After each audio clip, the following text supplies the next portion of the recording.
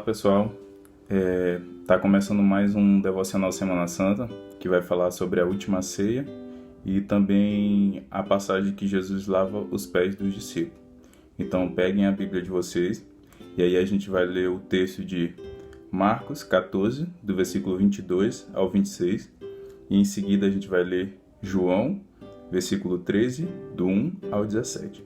Todos peguem a Bíblia de vocês, peguem aí, lá vai, vou começar lendo aqui. Marcos 14, 22 ao 26.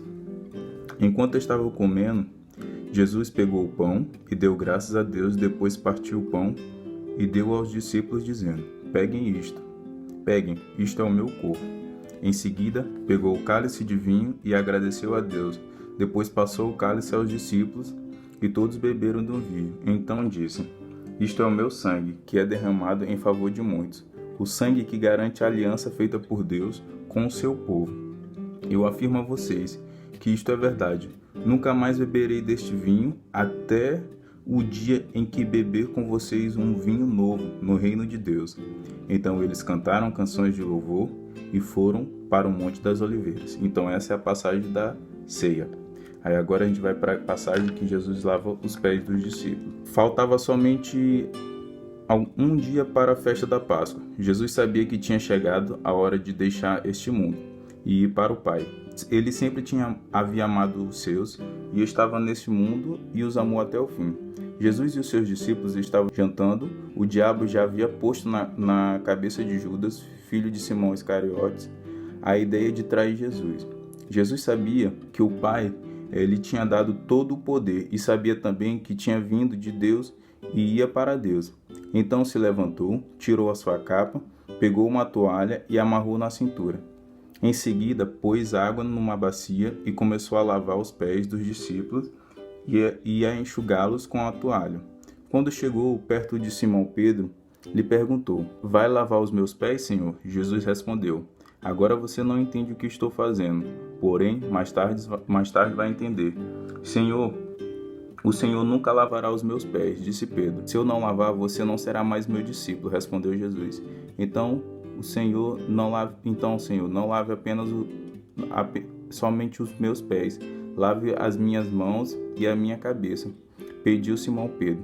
Aí Jesus disse: quem já tomou banho está completamente limpo e precisa lavar somente os pés. Vocês todos estão limpos, isto é, todos menos um. Jesus sabia quem era o traidor, foi por isso que disse todos menos um.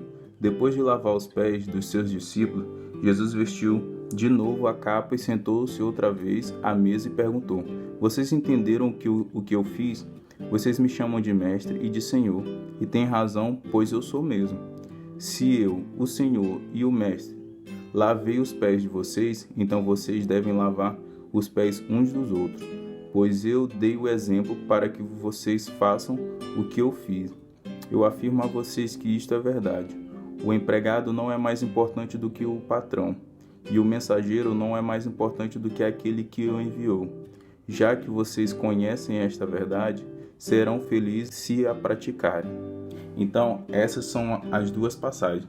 Já estava chegando já no fim do ministério terreno de Cristo, né? A crucificação já estava muito perto e Deus já tinha completado boa parte da missão dele aqui. Só que estava chegando já nos pontos finais, nas partes mais importantes do ministério de Cristo. Só o que acontece? A gente leu sobre a ceia e a Bíblia fala que Jesus estava ansioso por esse momento da ceia com os discípulos.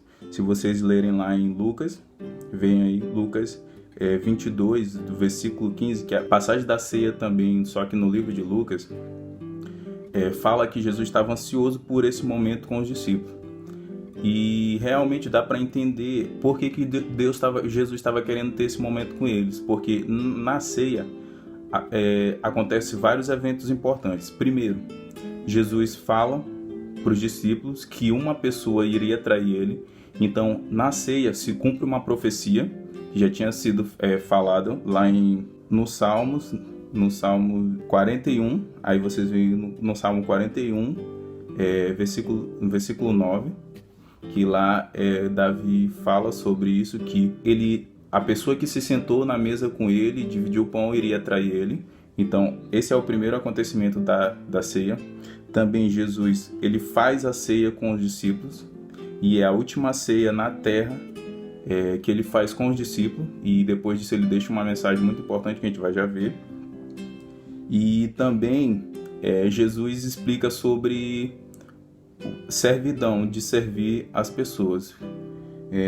E aí a gente entra também na passagem de que Jesus tinha lavado os pés. O que acontece?